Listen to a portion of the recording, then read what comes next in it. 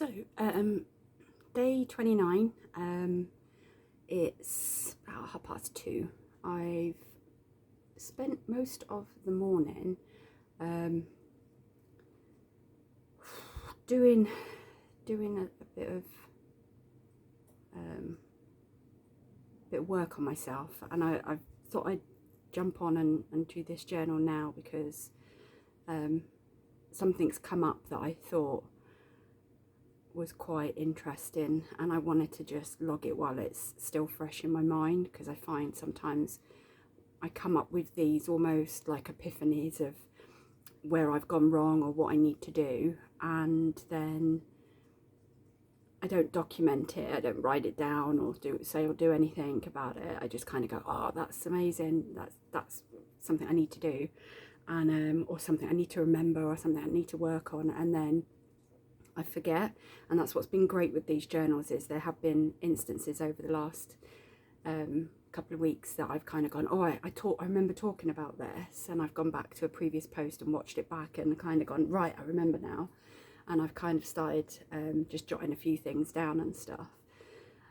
And it was just off the back of the last couple of sort of posts and feelings and sort of questions. And one of the things that I really wanted to kind of try and dig deep into today is why, in not just my last relationship, but probably the last two, maybe even the last three, which would have been my last relationship, which was quite recent. The one before that was sort of early 2000, and I'd say 2006 to 2011, and then prior to that it was pre-2020. So I've only had two relationships since 2000. And one of the things that really shocked me about the way I've kind of, I've been looking back at my behaviour in my last relationship and kind of wondering why I said and done and acted in a certain way, because I really want to kind of get to the bottom of what it is that causes me to, when I look back on it, act so out of character. And it is, I've come to the conclusion that I never actually felt safe in my last relationship. I mean, obviously when I was with them and we were, walking the streets, I felt physically safe. But other than that, I don't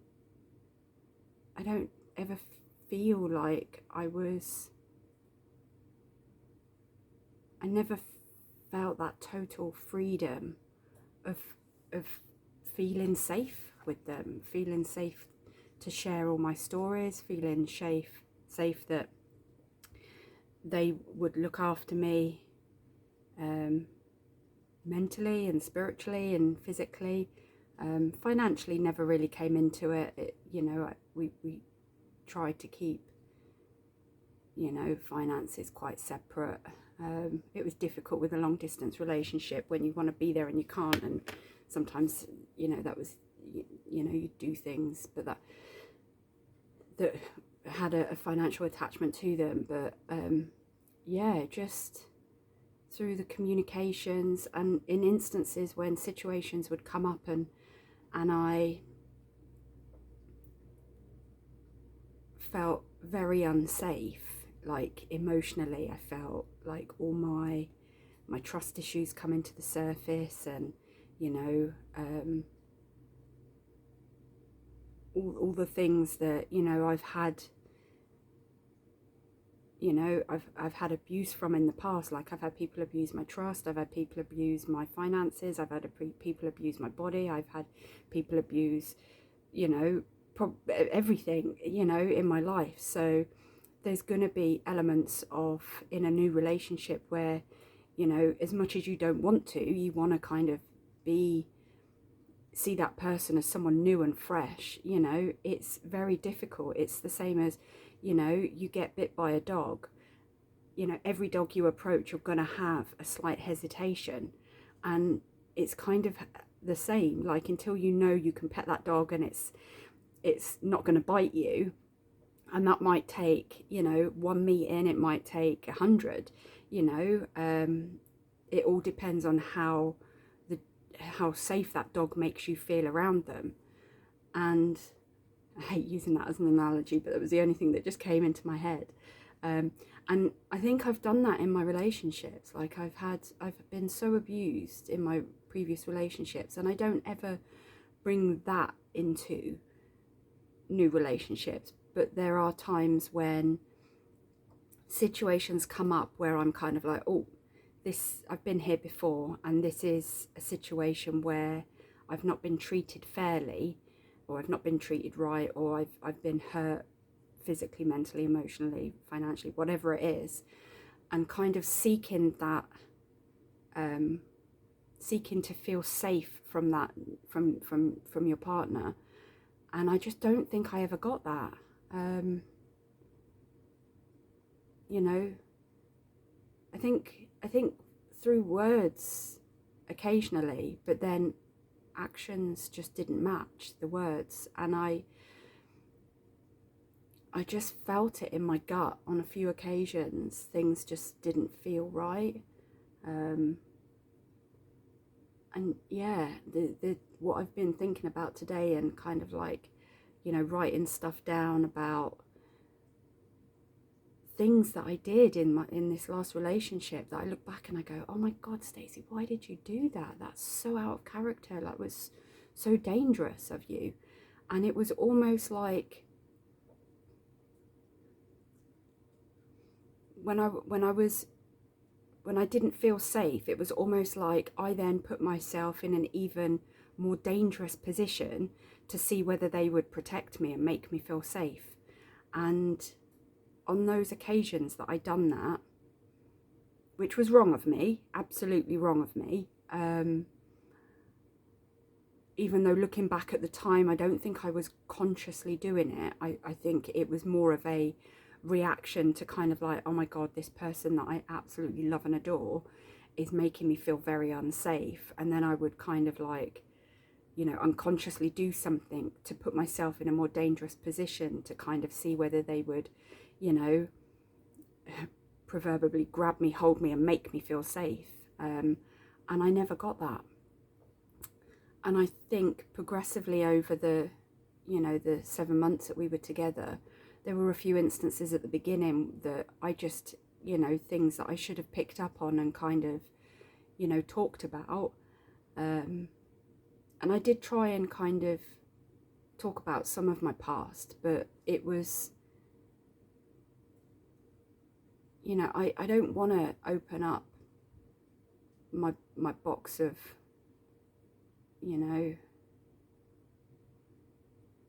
traumas unless I've got someone with me that, you know, I've lived with them. Like, I'm big enough and strong enough to handle all the things I've been through. You know, it just shows to me that if someone comes into my life and I don't feel safe talking about the things that I've been through, it just means that I don't think they're as strong as me to be able to handle hearing some of the things that I've been through. Like, so it's a testament to me that, you know, I live with this shit. It's in my head. I've been through it physically, mentally, emotionally. I'm still paying off debt from the relationship that I left in 2011, and I will be until 2027. Like, that's when my payment plan is set to run out. So, you know, I've still got reminders every month when that payment comes out my bank that's kind of like, haha, you got taken for a fool. And it does make me feel like, you know, it's just, I just don't understand why people will say, I can, you know, I'm strong enough to deal with anything that you can tell me you've been through. You know, I'm feeling quite, is it angry? Is this the angry stage of healing? I'm feeling, you know, yeah, maybe angry and disappointed that, again, someone else has kind of, you know, claimed to be this superhero that's going to come in and be able to, you know, help me work. Because some of the trauma that I've got is relationship trauma. You know, some of it is trauma to do with my mum. It's definitely some trauma probably to do with losing my dad. You know, I've got a half sister that I haven't seen since 2004, so there's got to be some scars there that I haven't addressed. And there are certain things, for example, like relationship trauma, that you cannot trigger unless you're in a new relationship. And I've always been open and honest with anyone who I've ever kind of got into, even like initial, you know, I've been out on loads of dates. I've just never, you know, actually got that far as being intimate and having relationships. There's only been, you know, 2 people in the last 24 years that I've even wanted to get like close in that respect to. So it's was it 2? I had a very, very, just trying to think, at the beginning of COVID there was someone that I dated as well, but that wasn't majorly serious. But like I said, I've you know, I've dated people, but you know, some it hasn't got to a certain stage in what I would consider like a relationship for me to be able to. There's only been 2 major relationships that I've had, although I've probably dated 3 people since 2000. And yeah, I would rather someone be honest and say, I don't know if I can deal with this, you know, give me a taster and I'll see what I can do, rather than someone, you know, go all in and promise you that they're this big, strong person that can handle anything. That, you know, it's like they almost look at me and go, well, if you can cope with it, then I can cope with it. And then I start telling them some of the stuff I've been through and they just go, whoa. And it just it's a testament to me, like, you know, the people that I've dated, like, if you can't even cope with hearing about it and having to give a few reassurances, then imagine how I feel. I've had to fucking live it. I'm the one that's gone through it. I'm the one that's got the physical scars, the emotional scars, the financial scars. Like, you know, I'm feeling kind of, yeah. And when I'm on my own, I feel safe. I feel completely safe.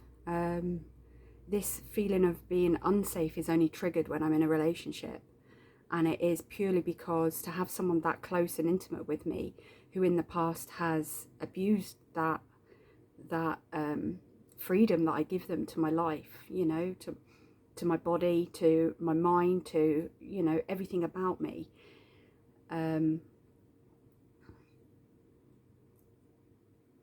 That, you know, I want to feel safe with that person. Yeah, and I never did with this last person. I tried desperately to believe that I was, but so many situations came up and I just,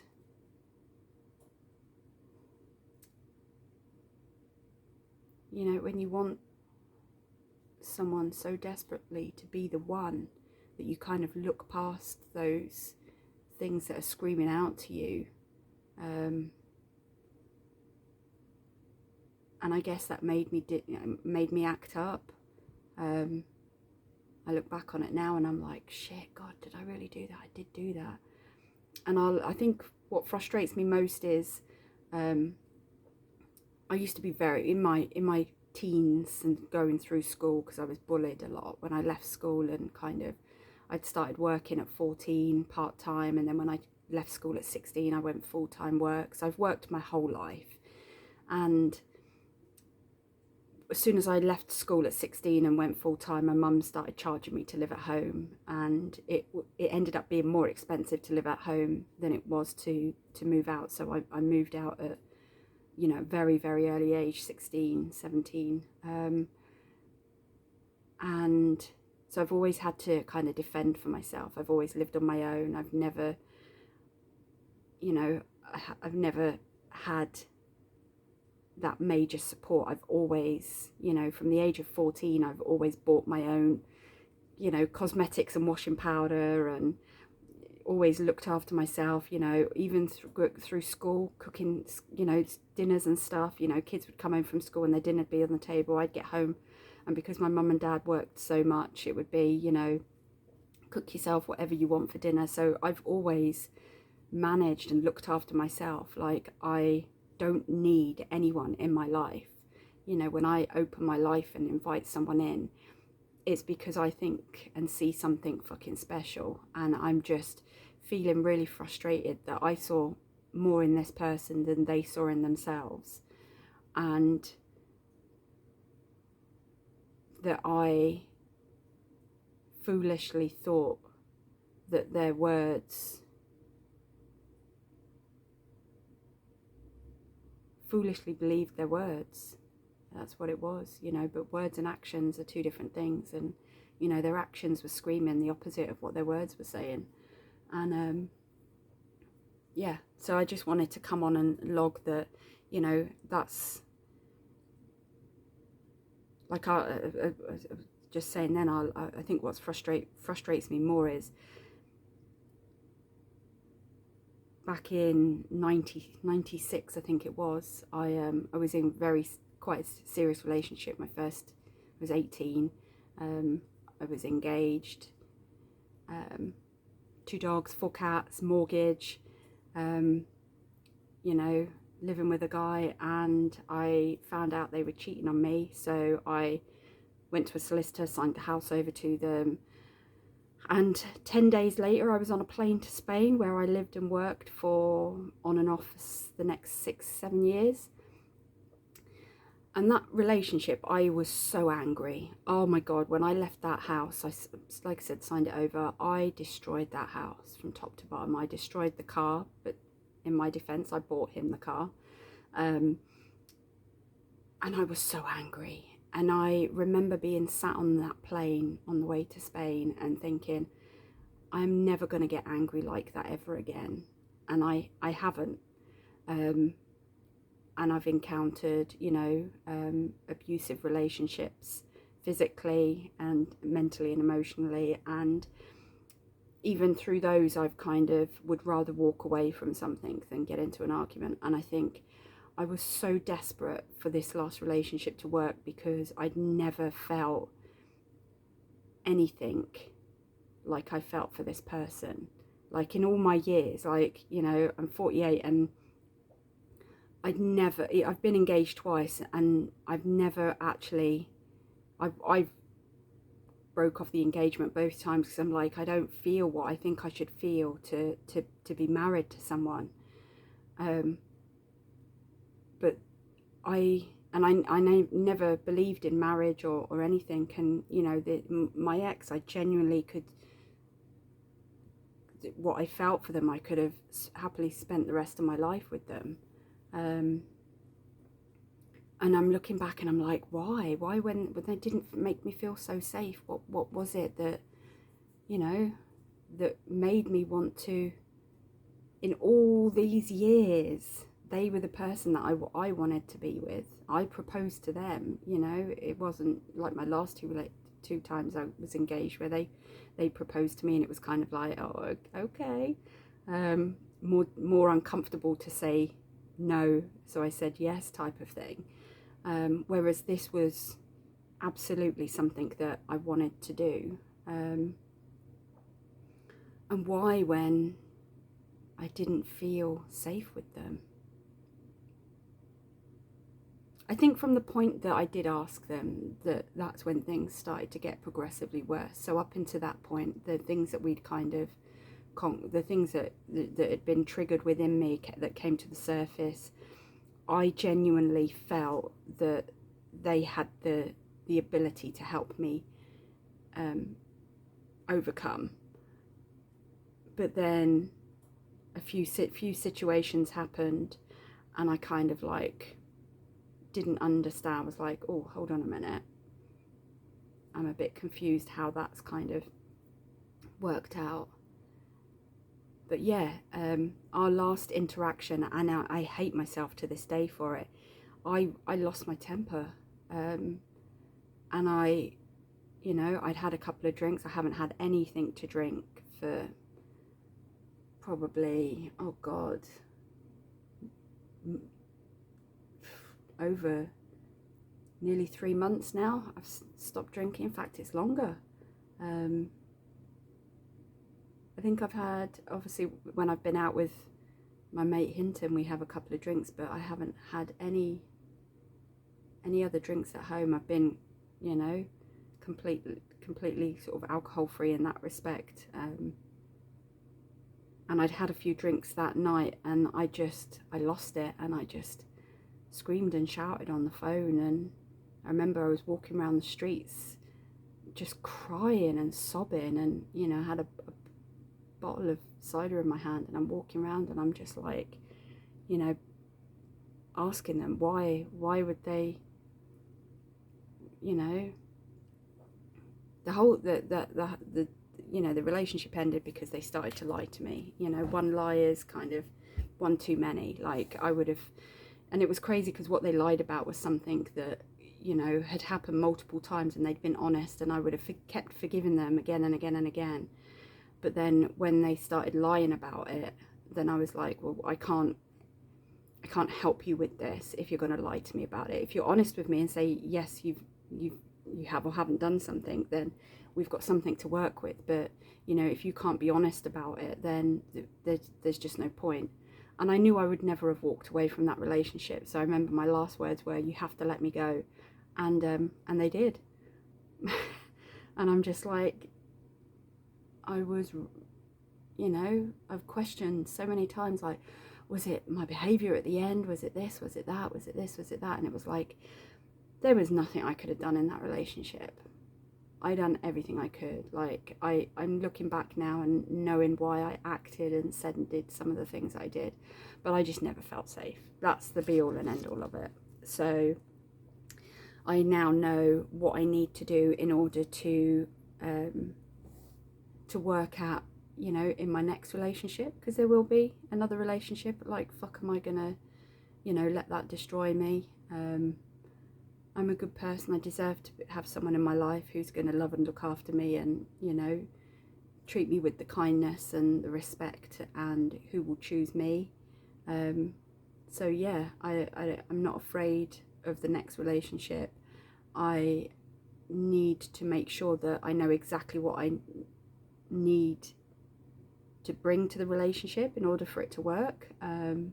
Like I said, I do have a lot of relationship scars that just require understanding and reassurances. You know, like I said, it's just that bit by a dog analogy, you know.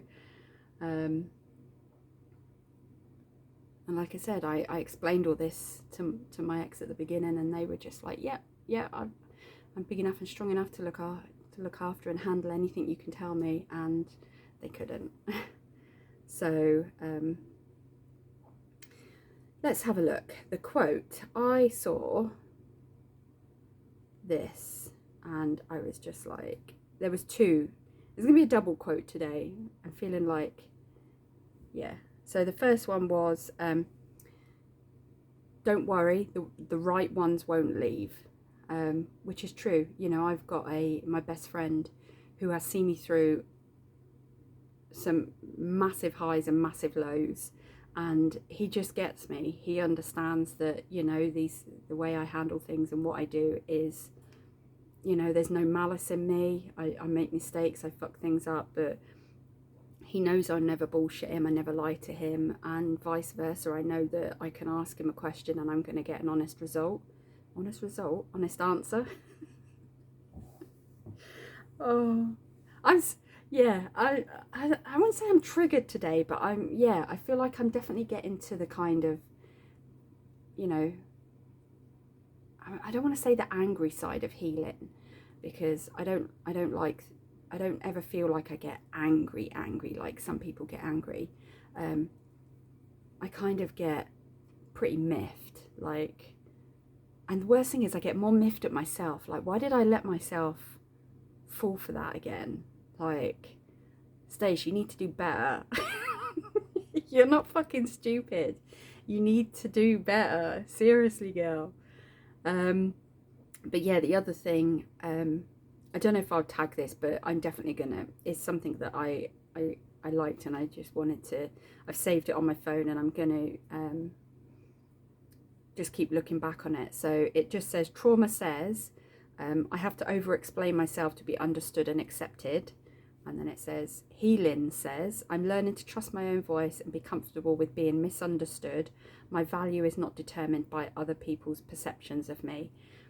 I definitely feel I'm in between the two at the moment. I can't honestly say with full, like, without a doubt, you know, that I am fully healed. But I am definitely at a point in my life where I'm like, I don't care if people get me, because that's just going to weed out the people that don't deserve to be in my life. Those that stick around through the mud and the shit and the, you know, at the end of the day, like I said, I've been through it all, you know, and if I can fucking cope with it, then you can deal with fucking understanding it. And if those people in my life, no matter who they are, friends, you know, colleagues, relationships, if they can't handle just hearing about it and me saying, I would appreciate you doing this, just until I can kind of, you know, feel safe, that the same thing's not going to happen again. If they can't do that, then they're not my people.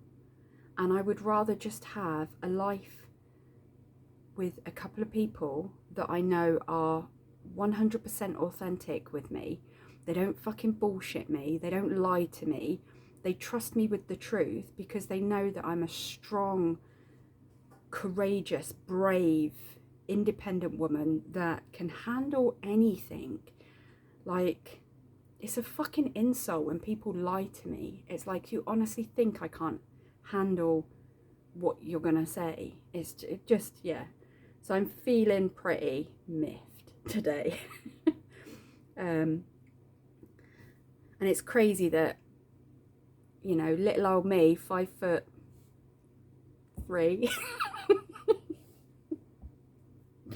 I'm sure I'm 5'2", 5'3" with shoes on, feel safe on my own when these supposedly men in my life, you know, are there to protect me and make me feel safe, and I feel safer on my own. It says a lot. Stace, do better. So that's my quote. My learning today is this post. My learning is that you need to, now you've kind of opened this, you've now kind of picked apart and discovered this aspect of, you know, why you reacted in a way in your previous relationship. You now need to figure out what it is that you can do so that if you get into a similar, if you get into your next relationship, that you're able to sustain that level of safety at the point that, you know, if that person isn't able to provide you with that. I mean, it's sad that to think that I would even consider getting into another relationship with someone who I don't feel safe with. Now I've recognized that was the quality about that relationship that made it fail. I'd like to think that I'm now more aware of that as something that I need in someone. But yeah, you need to just decide how you can create that environment that if you're not provided with that feeling of safety from friends, colleagues, strangers, relationships, partners, whatever it is, that you are able to handle yourself with, to handle yourself better. I don't know what I need to, this is my learning. I need to go away and go, how do I not get triggered and in essence do the opposite of what I'm feeling. So like I said, in instances where I didn't feel safe, I put myself in more riskier situations to kind of like almost you know, spark them to go, oh my God, and you know, make me feel safe. Like, I need to make sure that that doesn't happen again. That is, you know, that's not acceptable. You know, that's not becoming of the person that you want to be, or that the person that you are. Like, you've made mistakes, you know, you've done things that you now look back on and go, you've understood why you've done those things, but you now need to make sure that you work on those things not happening again, because that's not the right way to do things. You need to either pack up and leave sooner, or you need to be able to, I mean, the difficulty is I did try and have conversations multiple times, you know, about how I was feeling. And it's that old saying, like, you know, you try and talk about how you feel and they used to think that you were trying to argue. I got that quite a lot when I was just trying to explain how I felt about a situation, and it turned into an argument. And it was just like, hold on, this isn't, I'm not arguing, I'm not saying anything bad. I feel like I need to talk about something. So I think I need to be more aware of when I feel these things. And, you know, I do feel like I gave a lot of chances in the last relationship. Like, you know, this happened, like I said, this happened, started, when I look back on it now, and I, you know, I wrote different examples down on times when I kind of maybe didn't handle myself right, or I said or done something, and I've kind of managed to put it back to a situation that I didn't feel safe in. Like, and there's a multitude of times that this happened. So in my mind, it's kind of like, well, I gave them multiple chances to try and, like, give me that reassurance, and I never got it. So I need to work on being stronger in myself to kind of say, because I do feel like it got to a point where I was just exhausted at the end, you know, feeling like I was asking for those reassurances, and just, you know, I'd get them verbally and then actions would just be totally opposite. So you need to, yeah, I think that second quote about having people not understand you and stuff, I think I was so desperate for them to want to understand, because I wanted to be with them so much, and I loved them. Like I said, I never felt love like I did with my ex. It's, you know, that's one of the reasons why I'm nearly not here, because I just thought, I've never felt this before, and I'm never going to feel it again. You know, I'm as old as I am, there's not enough time left in my life to kind of find that again. And I have to just get all that out of my mind and go, of course there is, you know, but I need to be a better person to be available for when that turns up in my life, that I can bring that quality to that relationship as well. So I need to figure out when I'm triggered, and when I, you know, rather than wait until the relationship ends, you know, it ended 4 months ago, it's, you know, rather than waiting 6 months or however, you know, the 4 months that I've not been with them, and obviously through the relationship, I need to work on seeing these things as they happen, and being able to recognize and deal with them as they happen, rather than sat now 4 months after the relationship ended and going, tearing it apart and going, why did I feel like that? You know, what triggered that? I need to be able to access that feeling and that emotion, and kind of go, okay, I'm feeling like this because I don't feel safe. I'm feeling like this because, you know, I'm angry, same as, you know, if you're feeling frustrated or you're angry, like every single day of this journal, I look back and I'm like, God, some days I'm like super happy, some days I'm super sad, some days have just been days like, it's the same thing, you know. I need to learn those emotions when there's another person involved. So that's kind of my learning. What am I happy for today? I am happy. I've got so much in my life to be happy for. I'm so grateful and happy that, you know,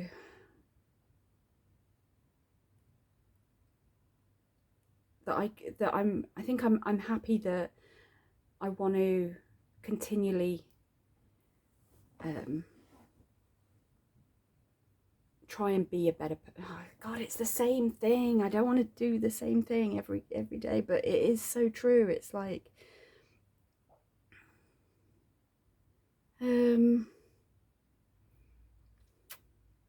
I am happy that oh God.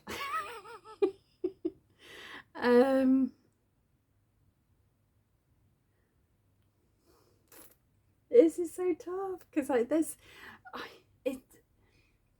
I'm such a happy and grateful person. Like, you know, I got misdiagnosed with depression when I was 50. Side quest again. Fuck's sake, Stacey.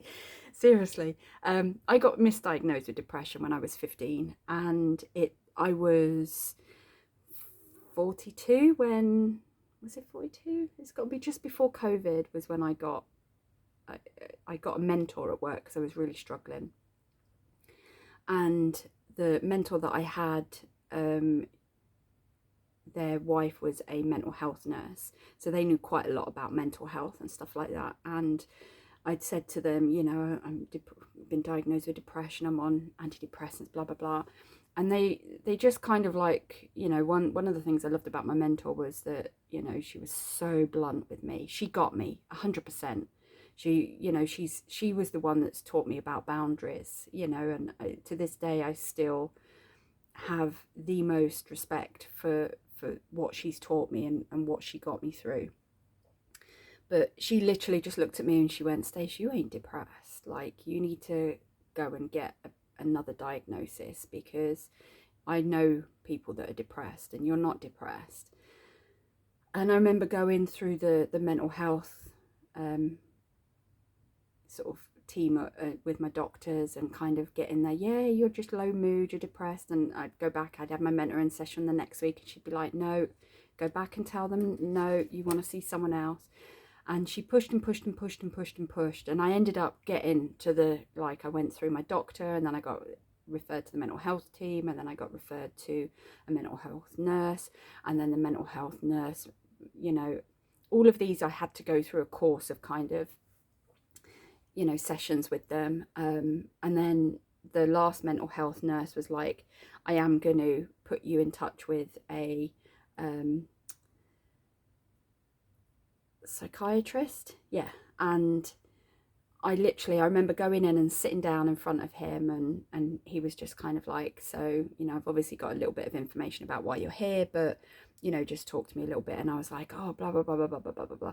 And within 20 minutes, he was like, yeah, you're not depressed. He said, and it is an absolute disgrace to the NHS that you have been misdiagnosed for, you know, like I said, I was 15, so 15, 25, 35. So, you know, nearly 25, 26 years misdiagnosed and medically treated for a condition that I don't have.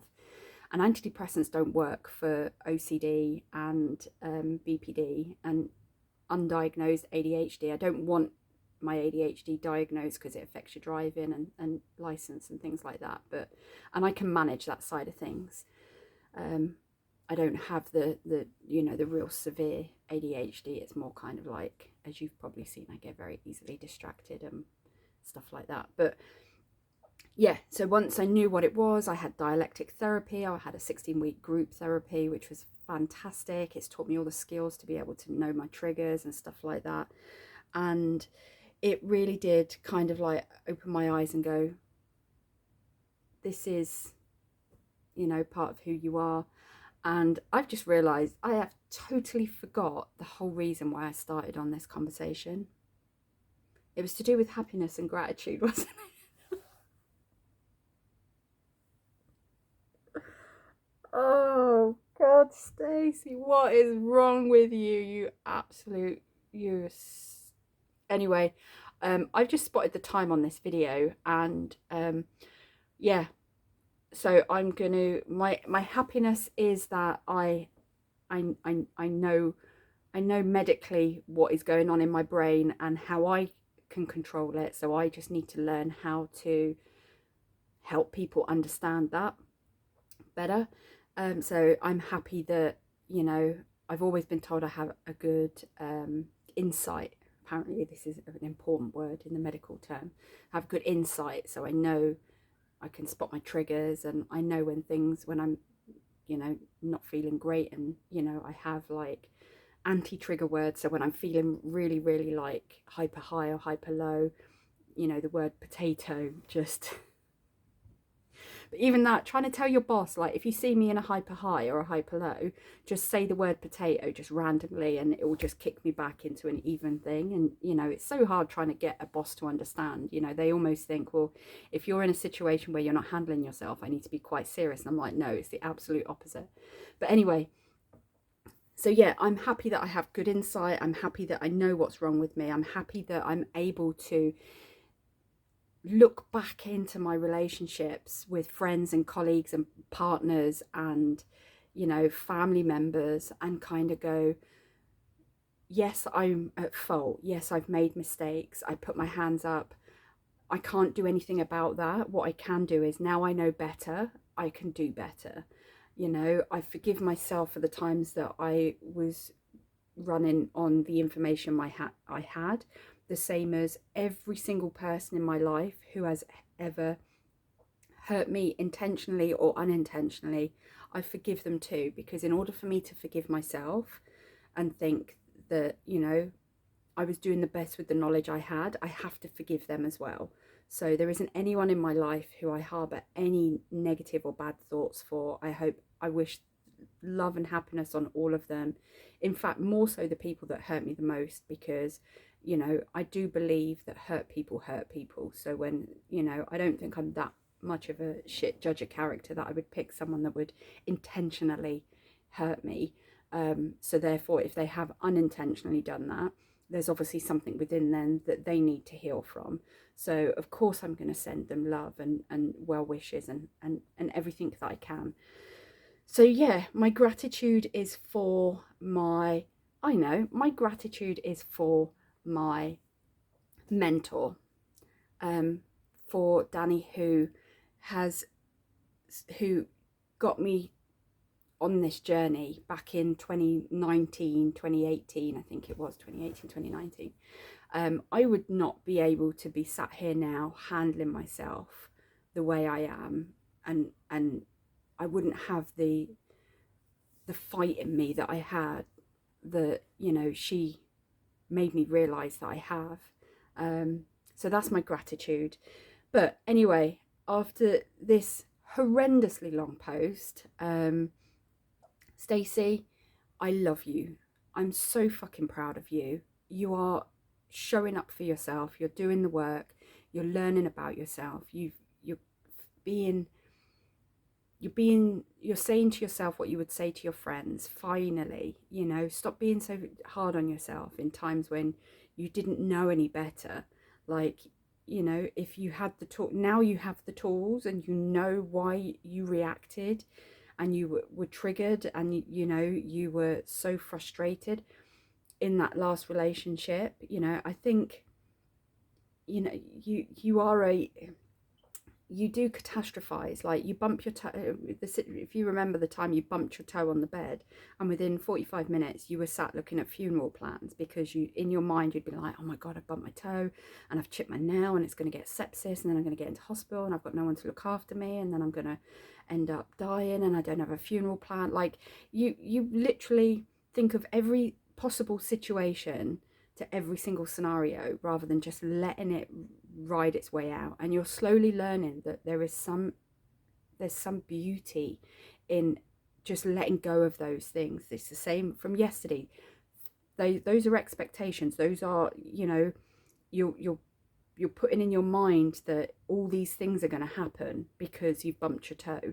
No, you've bumped your toe. Whatever happens, deal with it. You don't have to pre-think the things. You don't have to kind of like, you know, but if I think about it, then when it happens, I'm prepared to deal with it. Just deal with it.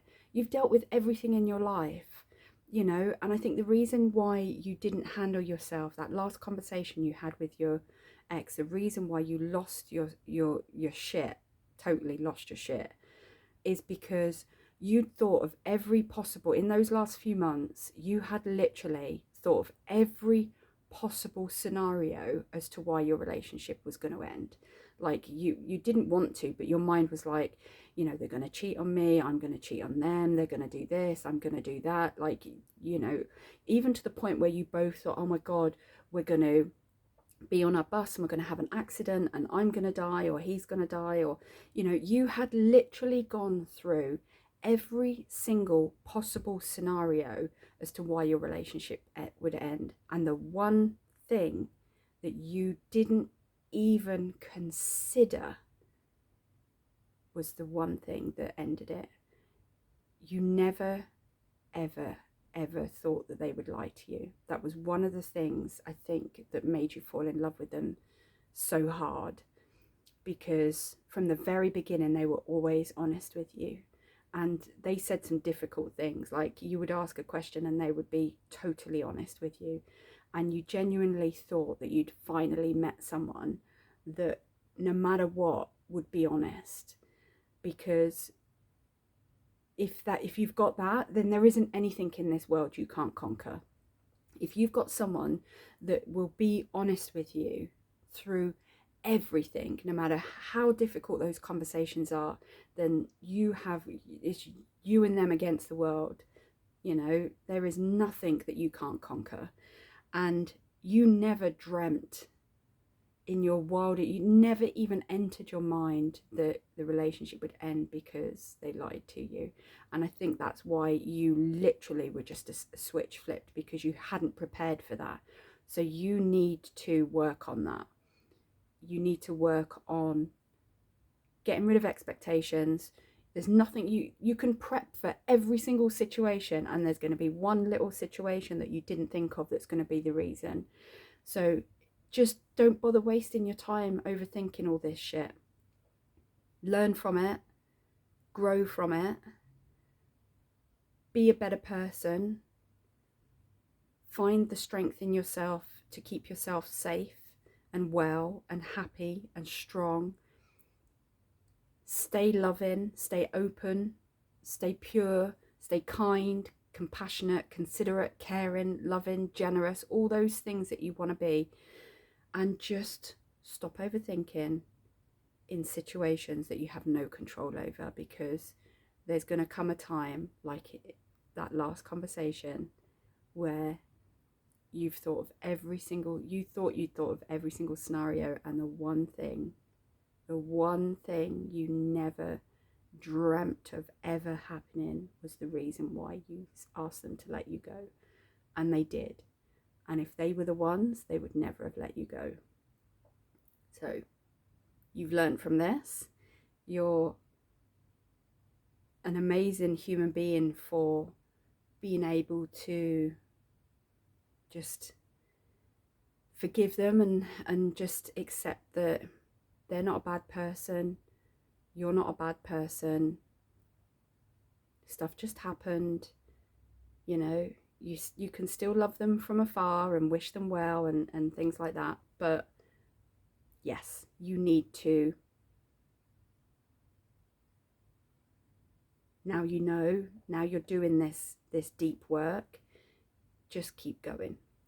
So I love you, proud of you. Yeah, this is scarily exciting that it's only on day 29, and I'm already realizing things that, you know, weeks and months of therapy in my lifetime have not dug up. And it's crazy that all it required was me just sat in front of a camera talking to my future self. It's crazy. You have to believe in yourself more. Believe that you've got everything that it takes to give you the life that you crave, the life you deserve, and the life that you are going to get. So keep believing, keep being strong. I love you. I appreciate you. And to anyone who has actually got this far in the video, I'm so sorry. But if there's any, I know these are helping me immensely. And if maybe one person watches a video and goes, oh my God, I never thought of that, and it helps then how amazing would that be? But the purpose of these is for me to look back on and to see how far I've come. And it's crazy that already on day 29, I'm having such huge, eye-opening conversations with myself.